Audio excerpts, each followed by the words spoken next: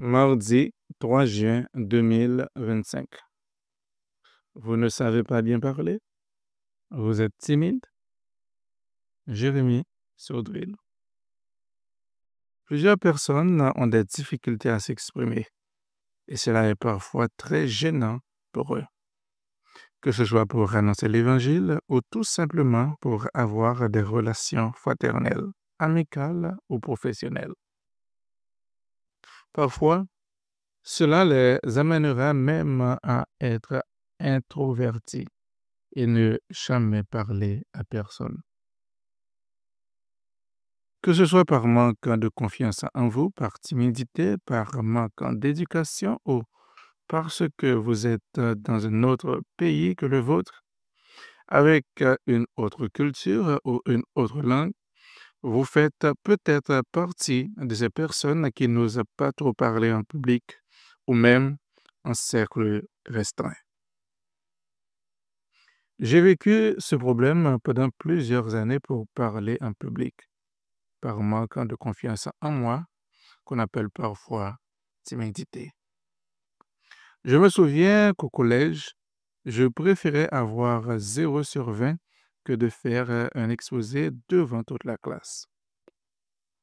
Je détestais cela. Quand il s'agissait de faire rire la classe 10 secondes, je n'étais pas gêné.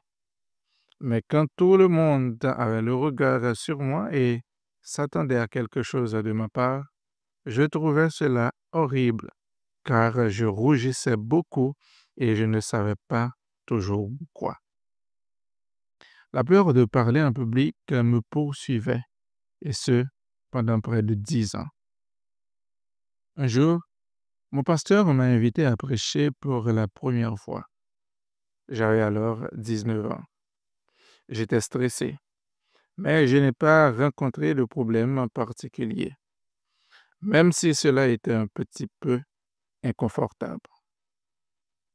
Le pasteur m'avait laissé la liberté de prendre le temps dont j'avais besoin et il pensait que j'allais prêcher 20 minutes, mais j'ai prêché 45 minutes ce jour-là. Ce fut le début de ma délivrance.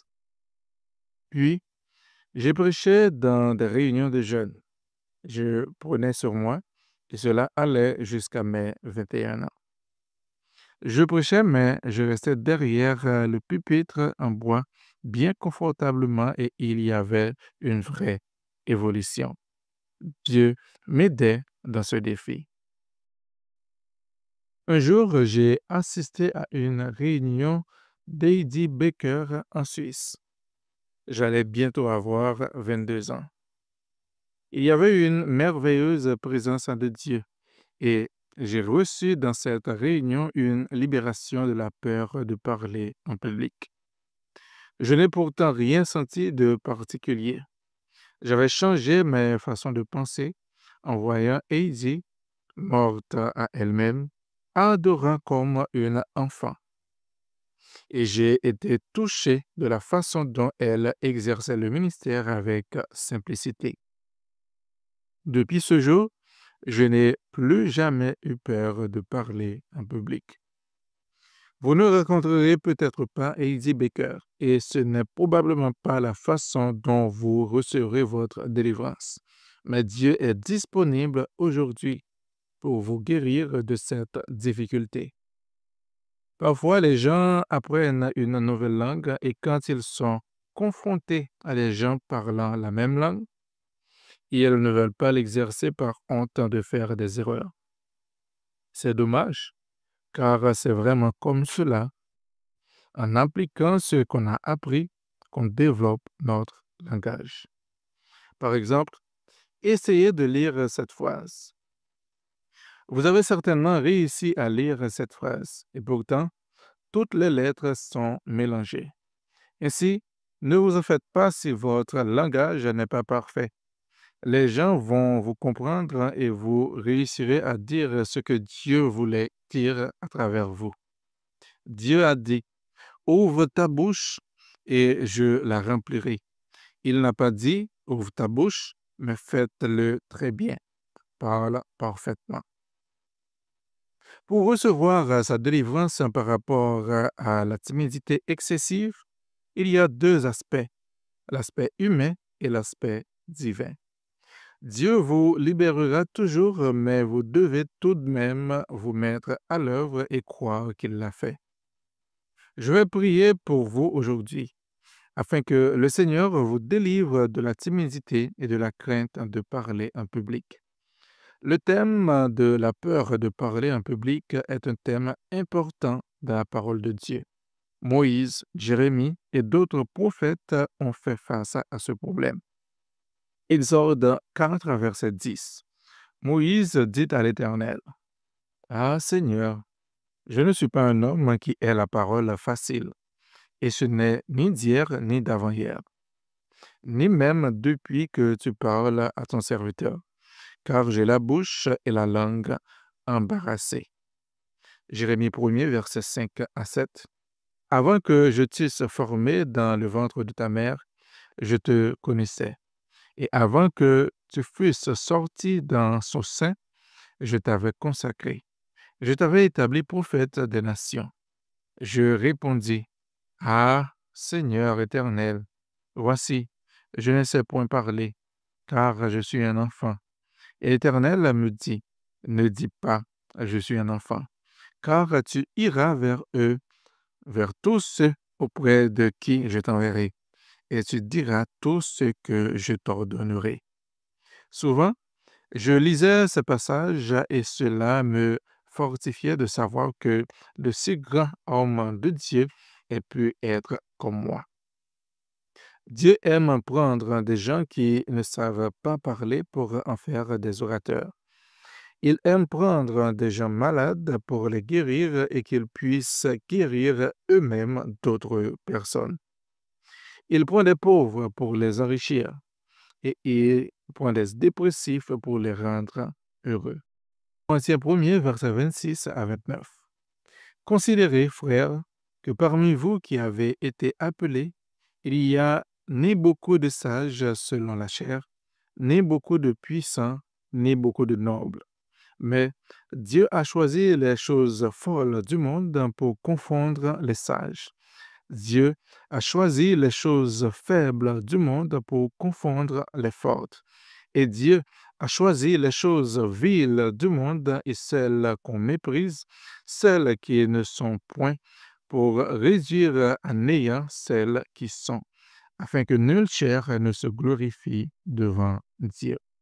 Dieu prend un plaisir tout particulier à utiliser des gens qui ont des faiblesses, afin que ceux-ci ne se glorifient pas en eux. Et ainsi, Dieu est celui qui est vraiment glorifié. Mais Dieu aime changer les faiblesses des hommes en force.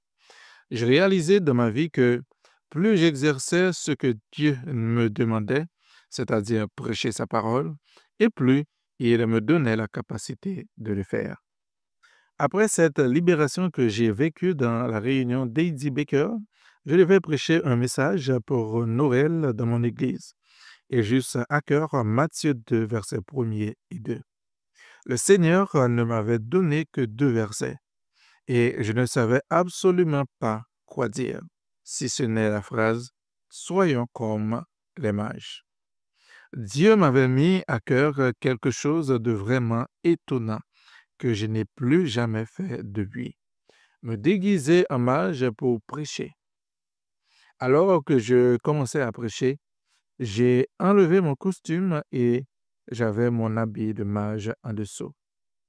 Les gens n'ont pas vraiment réalisé ce que j'ai fait ce jour-là et je les comprends.